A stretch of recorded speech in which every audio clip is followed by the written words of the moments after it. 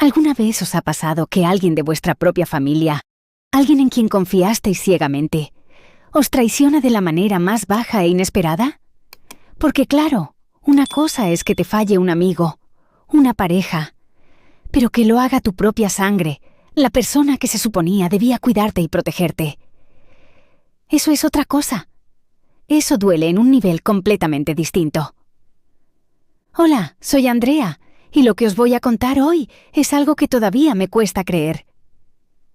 Cuando recuerdo cada detalle, siento que fue como vivir en una pesadilla, una de esas de las que quieres despertar pero no puedes. Una historia en la que la persona que siempre pensé que era mi refugio terminó siendo la que me apuñaló por la espalda, de la forma más fría. Esa persona era mi tía. Sí, mi propia tía. De pequeña, mis padres trabajaban jornadas eternas.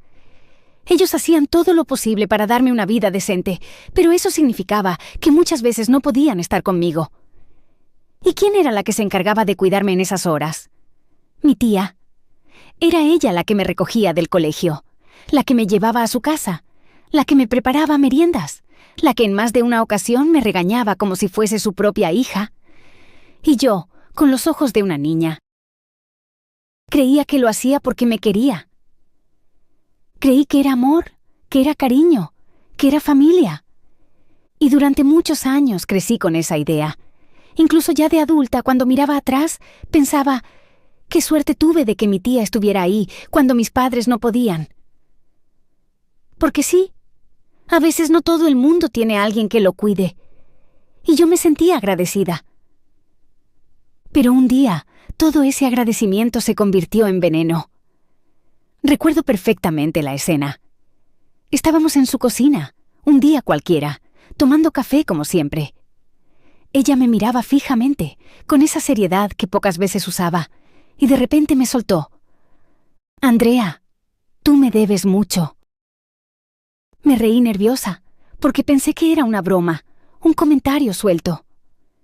Pero no, su rostro no tenía ni un rastro de humor. Volvió a hablar. Toda tu vida me la debes a mí. Yo invertí tiempo, dinero, esfuerzo en criarte. Y ahora quiero que me lo devuelvas. Os juro que me quedé paralizada. ¿Cómo que devolvérselo? ¿Cómo que le debía mi vida? Yo no había firmado ningún contrato. Yo era una niña. Ella lo había hecho porque era familia, porque se suponía que eso es lo que hace alguien que te quiere. ¿O no? Le dije que estaba exagerando, que eso no tenía sentido. Pero ella insistió. Y lo peor es que no quedó en palabras. Unos días después, llegó a mi buzón un sobre oficial. Era una citación judicial. Mi tía me estaba demandando. En ese papel frío y lleno de términos legales, reclamaba más de $30,000 por haberme criado, como si mi infancia fuera una factura que nunca pagué. Cuando lo leí, las manos me temblaban. Sentí un nudo en la garganta, el corazón a 1000. Mi tía, la persona que había estado en mi vida desde siempre, me estaba arrastrando a un tribunal como si fuera una extraña. Y lo más doloroso no fue solo eso. Lo más doloroso fue descubrir cómo reaccionaba el resto de mi familia. Yo esperaba que todos me defendieran, que dijeran, «Esto es una locura. Andrea no te debe nada». Pero no. Algunos callaban. Otros murmuraban que, en parte, ella tenía razón. Escuché frases como, «Bueno, es verdad que tu tía hizo mucho por ti. De algún modo deberías compensarla. Compensarla». Esa palabra me rompió. ¿Acaso nadie entendía que ella había decidido hacerlo? Que cuidar a una sobrina no es un negocio, no es un contrato, no es algo que luego se cobre con intereses. Fue en ese momento cuando lo comprendí. Esto no iba a ser solo una pelea legal. No era solo un juicio. Era una guerra emocional. Un enfrentamiento contra alguien que me conocía de memoria, que sabía todas mis debilidades, todos mis secretos. Y lo peor de todo es que parecía disfrutar de la idea de verme caer. Y yo no estaba preparada para lo que iba a venir. Después de recibir aquella citación, mi vida cambió por completo. De repente, todo lo que había sido normalidad se transformó en angustia. Dormir se volvió imposible. Cada vez que cerraba los ojos, veía el rostro serio de mi tía, repitiendo una y otra vez esas palabras. Tú me debes todo. Devuélvemelo. Los días siguientes fueron una pesadilla. No podía dejar de pensar en la traición. ¿Cómo era posible que alguien a quien yo había considerado una segunda madre pudiera verme como una especie de inversión? Como si yo fuera una deuda que se cobra en un banco. Lo peor era el murmullo de la familia. En cada comida, en cada llamada, en cada reunión, notaba las miradas. Unos me apoyaban en silencio, otros claramente se inclinaban hacia ella. Como si de verdad fuera lógico que yo, una niña en su momento, hubiera tenido que pagar por la crianza que recibí. Eso no era apoyo, era manipulación disfrazada de sacrificio. Un día decidí enfrentarla. Fui a su casa, con el corazón en la garganta. Quería entender, quería que me lo explicara en su propia voz. Cuando abrió la puerta, me recibió con esa calma que solo tienen quienes saben exactamente lo que hacen. «Andrea», me dijo, como si nada. «Ya entiendes lo que tienes que hacer». Respiré hondo, intentando no perder el control. ¿De verdad piensas que yo te debo dinero por haberme cuidado cuando era una niña? Ella se cruzó de brazos, con esa seguridad que me heló la sangre. Claro que sí. ¿O pensabas que lo hacía gratis? Yo invertí en ti. Y ahora quiero lo mío. Esa frialdad me rompió. Me di cuenta de que no había ni una pizca de cariño en lo que decía. Para ella, yo no era su sobrina. Yo era una especie de negocio pendiente de saldar. Me marché sin decir nada más, con el alma en pedazos. Y desde ese día empecé a prepararme. Contacté con un abogado, alguien que pudiera ayudarme a enfrentar esa locura.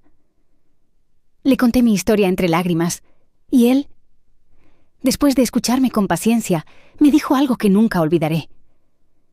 «Andrea, tranquila. Nadie puede obligarte a pagar por tu propia infancia. Esto es ridículo». Sus palabras me dieron un poco de alivio, pero la herida seguía abierta. Porque una cosa es que la ley estuviera de mi lado, y otra era el daño emocional que esto estaba causando. Las semanas pasaban y el día del juicio se acercaba.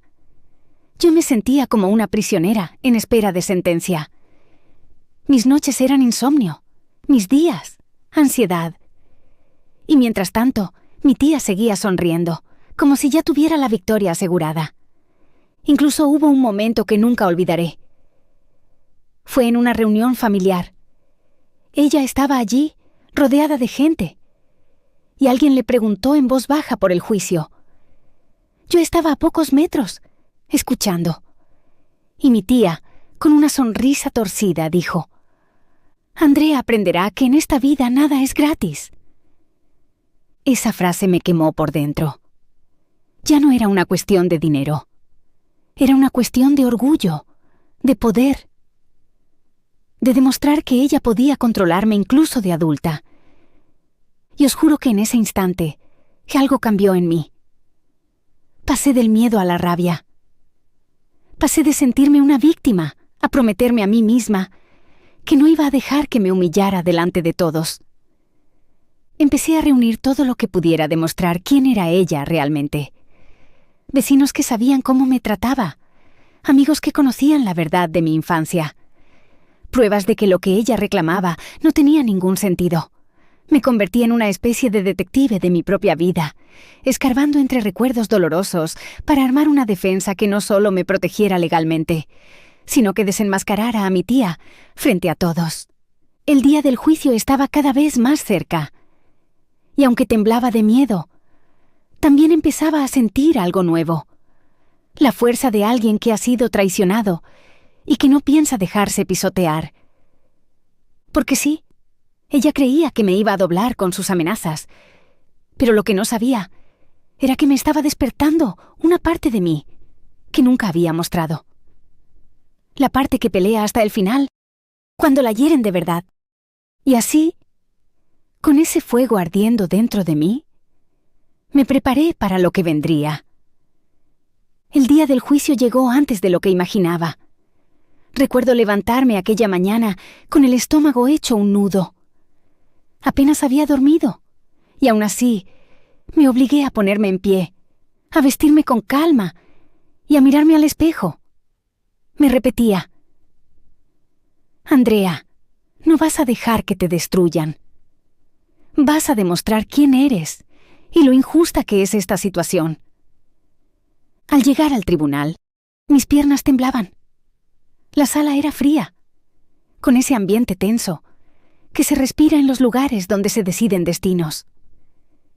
Mi abogado estaba a mi lado, intentando darme confianza, pero yo apenas podía escuchar. Todo lo que veía era a mi tía, sentada frente a mí, con esa seguridad que me quemaba por dentro. Sonreía, como si ya tuviera la victoria en sus manos. Cuando comenzó la audiencia, el juez pidió que se expusieran los hechos. Mi tía, con una voz calculada, comenzó a hablar. Decía que había sacrificado años de su vida por mí, que había gastado miles en ropa, comida, colegio, que me había criado como si fuera su propia hija, y que por todo eso, ahora me correspondía pagarle. Yo la miraba sin poder creerlo. Cada palabra suya era como un veneno cuidadosamente destilado. Lo más duro fue escucharla pintarse a sí misma como una mártir, como alguien que lo había dado todo por mí sin recibir nada a cambio. Cuando llegó mi turno, mis manos sudaban, pero respiré hondo. Me levanté y hablé con la voz firme, aunque por dentro estaba rota. Su señoría, empecé, yo no le debo nada a mi tía. Porque lo que ella hizo, no lo hizo por obligación legal, ni porque yo pudiera decidir algo. Yo era una niña que no pidió estar en medio de esa situación. Ella eligió estar ahí. Y ahora pretende convertir mi infancia en un contrato que jamás existió. El juez me escuchaba con atención, y mi abogado añadió pruebas. Testigos que confirmaban que mis padres siempre cubrieron mis necesidades. Que mi tía nunca pagó nada que no fuera voluntario. Que muchas veces incluso se aprovechó de la situación para hacerse ver como una heroína ante los demás. Mi tía empezó a ponerse nerviosa. Interrumpía, decía que todo era mentira, que yo estaba manipulando la historia. El juez tuvo que llamarle la atención varias veces. Y entonces ocurrió algo que cambió todo el rumbo del juicio. Uno de los testigos era una vecina de toda la vida. Una mujer mayor, con una memoria increíble. Se levantó, miró al juez y dijo con voz firme: «Conozco a Andrea desde que era una niña, y también conozco a su tía. Y si me permiten decirlo, nunca vi sacrificio, nunca vi generosidad desinteresada. Vi una mujer que disfrutaba haciendo sentir a Andrea en deuda, que siempre le recordaba que debía estar agradecida, incluso por cosas mínimas. Esto no es justicia, esto es manipulación». La sala se quedó en silencio. El rostro de mi tía se transformó en furia, pero el daño ya estaba hecho. La verdad empezaba a salir a la luz. El juez hizo una pausa y pidió que ambas partes se calmaran. Yo solo podía escuchar el latido de mi corazón. No sabía qué iba a pasar, pero en ese momento sentí que, al menos, ya no estaba sola. Que había alguien más que veía lo que yo había vivido en silencio durante tantos años. Cuando el juez volvió a hablar, sus palabras fueron contundentes. El tribunal no puede reconocer esta demanda como válida. Nadie puede reclamar dinero por cuidar de un menor de su propia familia, mucho menos cuando no existe ningún contrato ni obligación pactada. Esta acusación carece de sentido. Mi tía se levantó de golpe, gritando que era injusto, que se le debía compensar, que yo la había utilizado. Pero el juez no le permitió seguir. Ordenó silencio y dio por terminada la sesión. Yo me quedé sentada, en shock, mientras sentía que una avalancha de emociones me recorría el cuerpo. Alivio, rabia, tristeza. Había ganado, sí, pero la herida seguía ahí. Salí de la sala con las piernas temblando, mientras mi tía me lanzaba miradas de odio que jamás olvidaré. En ese momento, entendí que ya no éramos familia, que algo se había roto para siempre. Cuando salí del tribunal esa mañana, el mundo parecía distinto. El frío del aire me quemaba la piel, pero dentro de mí, todo estaba todavía más helado. Había ganado, sí. La ley estaba de mi lado. El juez había dejado claro que lo de mi tía era un disparate, una manipulación disfrazada de sacrificio. Pero yo no me sentía una ganadora. Sentía que acababa de perder una parte de mi vida que nunca iba a recuperar. Me quedé de pie en las escaleras del edificio, mirando a la gente pasar, como si ellos vivieran en un mundo paralelo, donde las familias se abrazaban y no se demandaban entre sí. Mientras tanto, detrás de mí, mi tía gritaba. Insultaba al abogado, al juez, al sistema, incluso a mí. Sus palabras me llegaban como un eco lejano. Ingrata, todo lo que hice por ti, y así me lo pagas. Y yo solo pensaba, ¿de verdad alguna vez lo hizo por mí? ¿O siempre lo hizo por ella? Los días que siguieron fueron una tormenta. En el grupo familiar ya nada era igual. Algunos se pusieron de mi lado y me decían que había hecho bien en no dejar que me pisoteara. Otros, en cambio, me dieron la espalda, acusándome de ser dura, de no valorar lo que mi tía había hecho por mí. Pero lo curioso es que ninguno de ellos estuvo en la sala. Ninguno escuchó cómo ella me quería reducir a un número, a una deuda económica. Era fácil juzgarme desde fuera. Recuerdo especialmente una conversación con mi madre. Ella me llamó, preocupada, y me dijo: «Andrea, quizás deberías dejarlo pasar. Quizás deberías hablar con tu tía. Arreglar las cosas. Al fin y al cabo, es familia». Y yo me quedé en silencio unos segundos antes de responder: «Mamá, familia es quien te cuida porque te ama, no quien te manda una factura por cada gesto. Familia no es quien te usa, es quien te protege. Y si mi tía no entiende eso, entonces ya no es mi familia».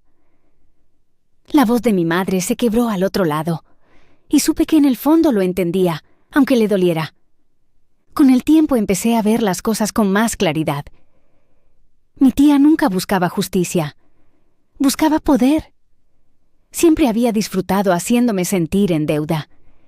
Desde pequeña, cuando me decía cosas como: «Si no fuera por mí, ¿quién sabe dónde estarías?», o «Acuérdate de todo lo que me debes». Yo pensaba que eran frases de cariño torpe. Ahora entendía que eran las primeras semillas de un chantaje emocional que ella había planeado durante años. Lo irónico fue que, después del juicio, me llegaron historias de otras personas de la familia.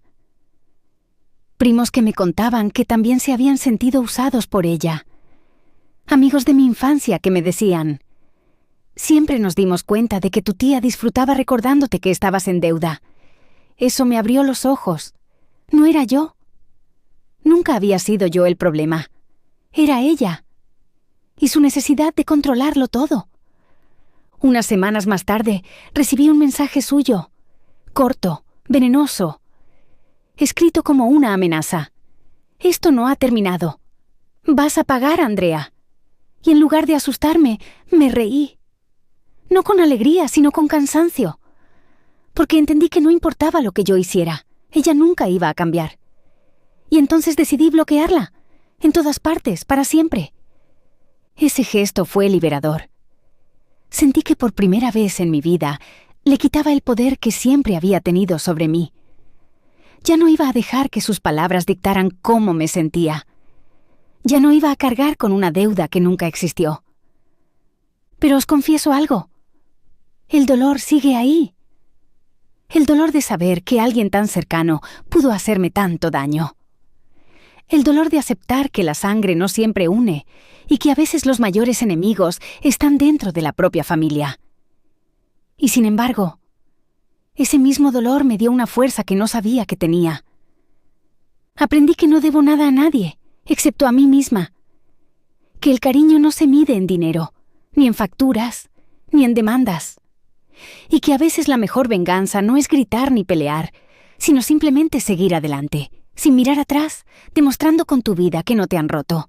Y ahora os quiero dejar con esta pregunta, porque sé que muchos de vosotros os habéis sentido traicionados alguna vez, incluso por personas que se suponía debían protegeros.